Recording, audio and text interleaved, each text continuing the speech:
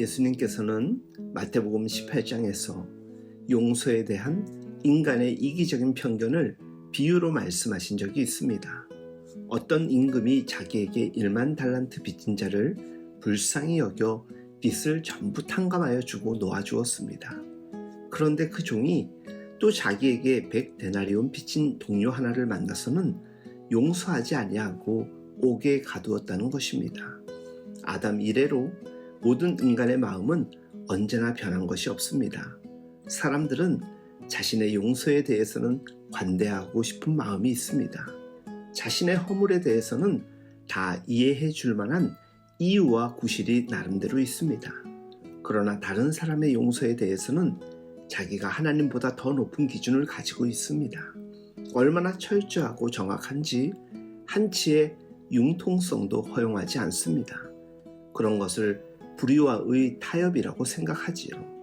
그리고 그 평가와 결론에 대해서는 언제나 자신의 판단이 가장 정당하고 정확한 것이라고 확신합니다. 요나의 경우 하나님의 은혜의 주권보다 자신의 심판에 대한 신념을 더 확신했던 사람이었습니다. 요나는 자신의 신념이 빗나간 결과를 보고서 하나님조차도 용납할 수 없었습니다. 그는 분노하면서 기어이 느느웨가 망하는 꼴을 보고야 말겠다는 옹고집으로 초막을 짓고 앉았습니다. 요나야, 내가 성내는 것이 옳으냐? 부드럽게 이치를 깨우치며 다가오시는 하나님의 면전에서 요나는 양심보다는 고집을 택하여 뛰쳐나갔습니다. 그가 만든 초막은 하나님의 간섭에서 벗어나 스스로 마련한 도피처였습니다. 그것은 어느 정도 자신에게 위안과 쉼을 가져다 주는 것 같았습니다. 우리는 하나님의 말씀 앞에서 양심과 고집이 속에서 함께 소리칠 때 어느 쪽을 자주 선택하나요? 우리 속에 도사리고 있는 죄된 편견과 아집은 큰 은혜와 축복의 체험 속에서도 쉽게 없어지지 않습니다. 어쩌면 그것은 잘 발각되지 않는 깊은 우리 내면의 자아 속에 박혀 있는 것인지도 모릅니다. 그러나 그것은 항상 기회를 노리고 있습니다.